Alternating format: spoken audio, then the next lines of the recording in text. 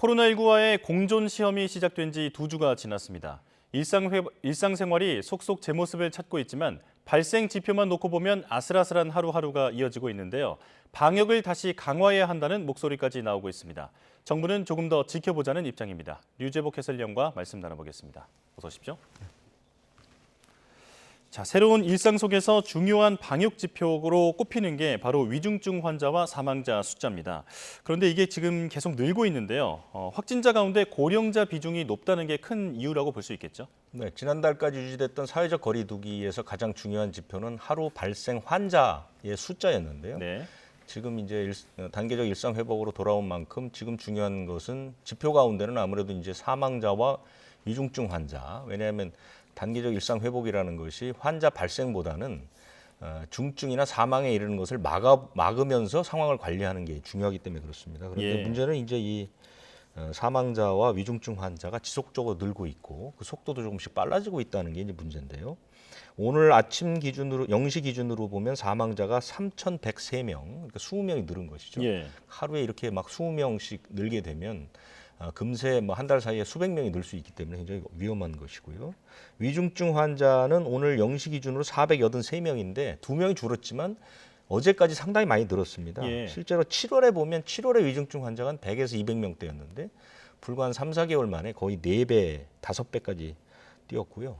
현재 의료 체계로 보면 위중증 환자가 500명 안팎일 때까지는 조금 안정적입니다. 그렇다면 이런 추세로 나간다면 1주나 2주 사이에 의료 체계 자체에 타격을 입힐 수 있는 수준까지 올라간다는 것이고 위중증 환자가 늘어나면 그것이 그 숫자가 일주일에서 열흘 후에 사망자로 늘어나게 됩니다. 어차피 이제 아무래도 이제 몸이 많이 안 좋으신 분들이 사망에 이르기 때문에 그렇기 때문에 사망자까지 한꺼번에 늘어날 가능성이 있고요. 원인은 조금 전에 얘기하신 것처럼 60대 이상의 확진 비중이 상당히 높아졌습니다. 지난달 불과 한 달 전에가 16.5%였는데 지난주가 29.5% 거의 2배 가까이 올라갔거든요. 그러니까 연세가 많으신 분들은 사실상 90% 이상 백신을 맞았는데도 이렇게 발생 비중이 늘어난다는 것은 아무래도 그 백신의 효과가 떨어지고 있다. 그래서 정부가 이제 부스터샷을 서두르는 이유로 꼽히기도 합니다. 자, 가까운 시일 내에 의료 체계에 부담이 우려되는 그런 이제 위험한 상황이라고 볼 수 있겠는데요.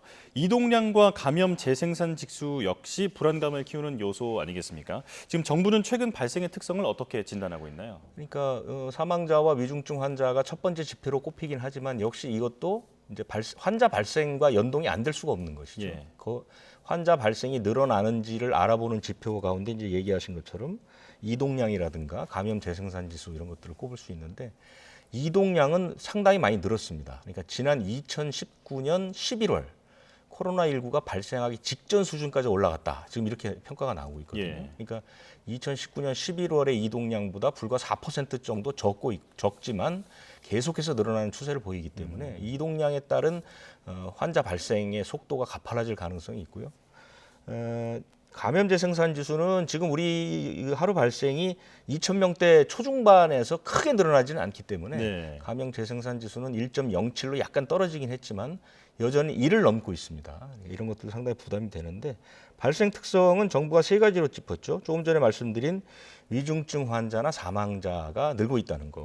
그다음에 두 번째는 그 60살 이상의 돌파 감염. 그리고 요즘 그 학생들, 청소년들 감염이 듭니다. 왜냐하면 청소년들은 지금 백신 접종률이 굉장히 낮은데 단계적 일상 회복으로 이 어린이나 청소년들이 이제 이동량이 굉장히 많이 늘었고 접촉이 늘고 있거든요. 그래서 집단 감염이 늘어나고 있고 또 하나는 수도권의 발생이 상당히 증가가 커지고 있다. 한 80% 안팎으로 지금 그 환자가 나오고 있거든요. 이것이 이제 의료 체계에 상당한 압박을 줄 가능성이 있는 것이죠. 자, 지금 마지막으로 수도권의 확진자 발생 비율이 5명 중에 4명 정도가 수도권에서 나오고 있다 이렇게 말씀해 주셨는데 수도권에 가장 많은 병상이 있기는 하지만 이렇게 확진자가 몰리다 보니까 지금 병상 가동률이 심각한 수준이지 않습니까? 그렇습니다. 조금 이제 지표를 좀 복잡하지만 말씀드리겠는데요. 환자는 대개 한 5종류 정도로 나눌 수 있거든요. 그래서 제일 경증이나 무증상이 있는 분들은 재택이나 생활치료센터를 가게 되고요. 거기서 조금 이제 상태가 조금 안 좋은 분들은 감염병 전담병원이라는 곳을 가게 됩니다. 그 다음에 준중환자, 중증 환자, 중환자 이렇게 예. 이제 세 그룹은 아무래도 치료가 필요한 그런 그룹들인데 중환자는 아시다시피 산소호흡기라든가 뭐 에크모 예. 피를 다 뽑아서 산소를 다시 공급해서 다시 넣어주는 이런 그 첨단 장비가 필요한 그런 것들인데요. 지금 보니까 수도권을 전체적으로 놓고 봤을 때는 전체적인 전국 병상 가동률은 한 60% 정도에 머물지만 네. 수도권만 놓고 보면 상당히 상황이 다른데요. 일단 그 중환자의 서울과 인천의 병상 가동률이 76%입니다. 네. 이제 75%를 넘었다는 것이고요. 그 다음에 중증 환자는 73% 정도까지 됐고요. 그 다음에 준증 환자도 71%, 감염병 전담병원은 75% 이렇게 치료를 필요로 하는 의료기관의 병상은 75% 안팎으로 나오고 있거든요. 예. 그런데 정부가 처음 그 단계적 일상 회복을 발표하면서 이 그 중환자 병상이 75%를 넘게 되면 이른바 서킷 브레이커라는 걸 발동할 수 있다. 비상계획을 예. 발송할 수 있다 이렇게 얘기를 했거든요. 지금 서울 수도권만 놓고 보면 그 단계에 거의 다다랐거나 넘었을 가능성이 있다. 이건 굉장히 심각한 문제가 되겠죠. 예.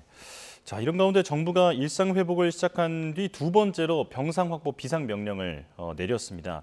지금 조금 전에 그 환자의 증상에 따른 그 단계를 5단계로 설명을 해주셨는데 그 가운데서 그 준중환자 병상을 수도권에 한해서는 확보하도록 명령을 내렸다면서요? 그러니까 지난 5일에 그 행정명령을 첫 번째로 내렸죠. 이것은 예. 이제 단계적 일상 회복 이후입니다. 전체적으로 보면 그때가 4번째였는데요.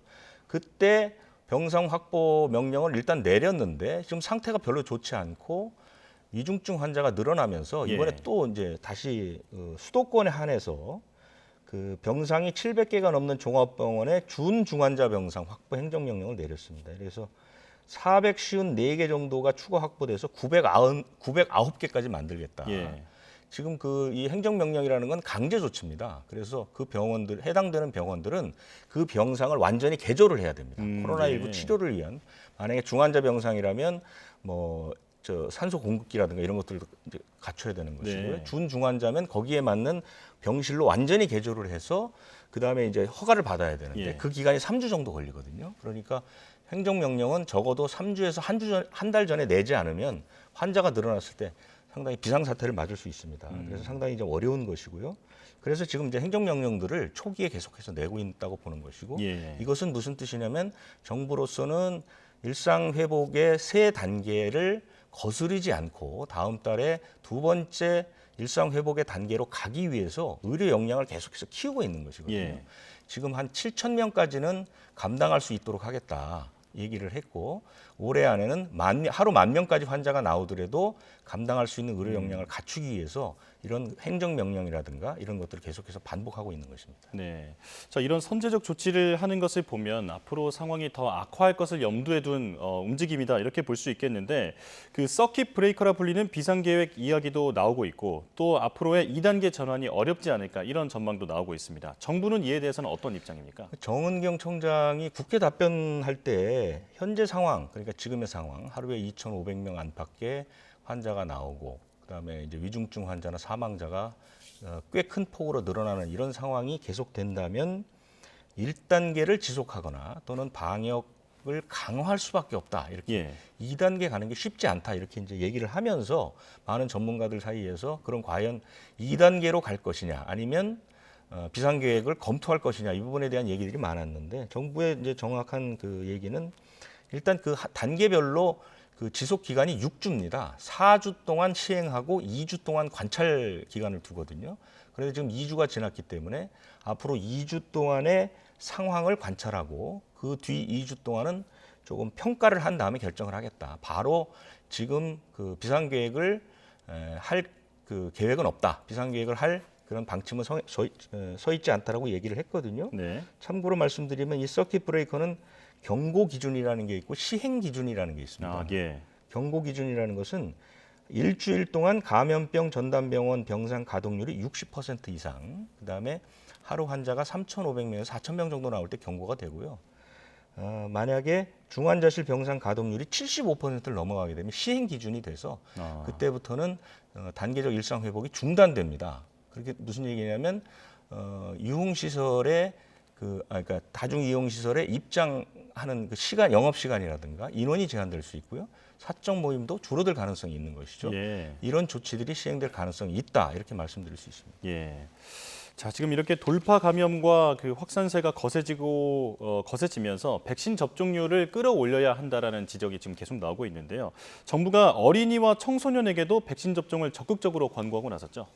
그러니까요. 이 부분은 지금 그 12살에서 17살 그 접종률을 보니까 1차 접종이 30%가 안 되고요. 네. 2차 접종은 진짜 4%에 미치지 못하거든요. 아, 그러니까 그렇군요. 네. 접종률이 상당히 낮다고 볼 수 있는 것인데 예. 그런데 지금 전체적으로 접종률이 우리가 지금 오늘 기준으로 한 78% 정도 되는데도 불구하고 환자가 늘어나는 추세입니다.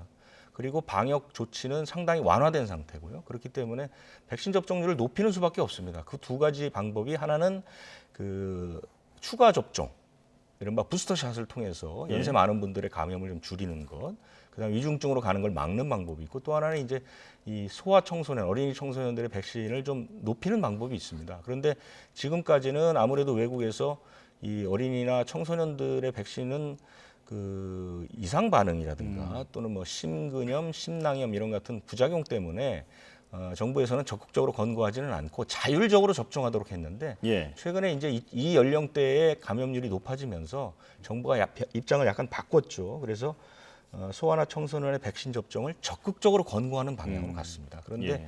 여러 가지 그 지금까지 그 임상 시험이나 그런 연구 결과를 보면 이 연령대도 그렇게 부작용이 심각하지는 않은 것으로 나오고 있습니다. 예. 그렇지만 아무래도 이제 어린이나 청소년들은 성인에 비해서 대처 능력이라든가 이런 게 떨어지기 때문에 조심스럽긴 하지만 현재로서 정부는 지금까지와는 달리 이 연령대도 적극적으로 백신을 맞는 쪽으로 권고하는 쪽으로 방향을 튼 것은 사실입니다. 예. 자, 그런가 하면 이번 주에 큰 행사가 있죠. 바로 대학 수학 능력 시험이 있습니다. 네. 이 시험 전후부터 과정에 대해서 이미 방역 대책이 특별히 시행이 되고 있는데 어떤 내용인지 자세히 소개해 주시죠. 그러니까 제일 중요한 건 이제 그 코로나19의 확진 판정을 받은 수험생들, 그 다음에 이제 밀접 접촉 또는 뭐 이런 것 때문에 자가격리 받는 학생들이 과연 시험을 볼 것이냐. 이 문제가 제일 중요한데 이 학생들은 결과적으로 말씀드리면 다 시험을 볼 수 있습니다. 네. 얼마 전 며칠 전에 나온 그 결과를 보면 현재 확진된 수험생이 66명이고요. 자가격리 그러니까 별도 시험장에서 시험 보는 학생이 12명입니다. 그렇게 많지는 않죠. 네. 지난해도 확진 학생이 41명이었고 자가격리된 학생이 456명인데 큰 탈 없이 응시를 다 했습니다. 그래서 이번에도 다 응시를 하는데 확진 수험생은 완전히 별도의 장소에서 한 교실에 4명 미만으로 들어가서 시험 보는 것이고요. 그다음에 자가격리 그 학생들도 별도의 시험장을 다 만들었습니다. 그래서 시험을 보게 되는 것이고요. 지금 뭐 점검이라든가 이런 것들은 다 계속해서 지금 시행이 되고 있는 2주 전부터 이제 계속 시행이 되고 있는 것이고 이제 당일날 문제를 보면 당일날은 그 수험생은 한 방에 최대 24명 이상 들어갈 수가 없습니다. 네. 그리고 마스크를 다 물론 착용을 해야 되고 이제 칸막이가 주어지거든요. 지난해는 시험 보는 시험장에 각각의 책상에 칸막이들이 설치가 돼 있었죠. 그런데 올해는 학생들한테 종이로 된 칸막이를 줍니다. 아, 네. 그래서 이 학생들이 가지고 있다가 시험 볼 때는 칸막이가 필요 없고요. 식사할 때만 그 칸막이를 설치해서 혼자 식사를 하고 식사 시간이 끝나면 칸막이를 치워도 됩니다. 이게 달라졌다는 점. 예. 그걸 아실 필요가 있고요. 그다음에 시험 전날 밤 10시까지 보건소가 문을 열어서 혹시라도 이상한 학생들은 검사를 우선적으로 하고 결과도 조금 더 빨리 통보하는 그런 방식으로 관리하도록 했습니다. 예. 정리하자면 확진자도 시험을 볼 수 있다. 그리고 그렇습니다. 점심시간에만 칸막이를 사용하게 되고 또 그 시험 전날 밤 10시까지 보건소가 운영을 하니까 그렇습니다. 이제 증상이 있다면 바로 검사를 받을 수 있다. 그렇습니다. 네, 이런 말씀이시군요. 자, 그런가 하면 또 코로나19 백신 안전성위원회가 최근에 출범했습니다. 정부가 인과성의 인정 부작용 범위를 또 적극적으로 판단하기로 한 데 이어서 인과성이 좀 부족하더라도 일단 의료비를 좀 더 늘려서 지원하기로 했죠. 우리나라에서 백신의 부작용이 좀 그 부담스러워서 이제 백신을 맞지 않는 분들, 1차를 접종하고 2차를 접종하지 않는 분들 이런 분들이 100만 명이 넘습니다. 네. 전체적인 그 비율로 봐서는 많지 않지만 하여간 이런 분들도 가능하면 백신을 접종하는 게 이제 본인을 위해서나 또 전체적인 감염 예방을 위해서 중요한데 그분들을 조금 더 안심시키는 게 굉장히 중요하거든요. 네. 그러니까 지금까지는 이런 그 2차례에 걸친 심사를 통해서 인과관계가 인정이 되지 않으면 보상을 해주지 않는 방향으로 갔는데 이런 것들 조금 전향적으로 하기로 했습니다. 그래서 네. 조금 적극적으로 하고 그다음에 이제 최근에 심근염이나 심낭염 뭐 이런 것들도 가능하면 그 인정해주는 방향으로 이제 검토를 하기 위해서 여러 가지 기관도 만들고 이런 식으로 가고 있는데 그 심근염이나 심낭염은 근거 불충분이기 때문에 그 인과관계가 없다고 보는데 이런 분들도 그 의료비를 지원하고 있거든요. 그런 분들이 1,000만 원까지 받았는데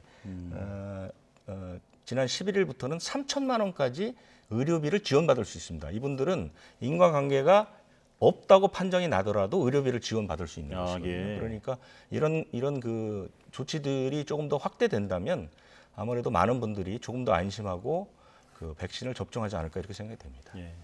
백신 신뢰를 끌어올리는데 어떤 역할을 하게 될지 이 부분도 좀 기대를 해보겠습니다. 여기까지 듣겠습니다. 류재복 해설위원과 함께 코로나19 상황 살펴봤습니다. 고맙습니다.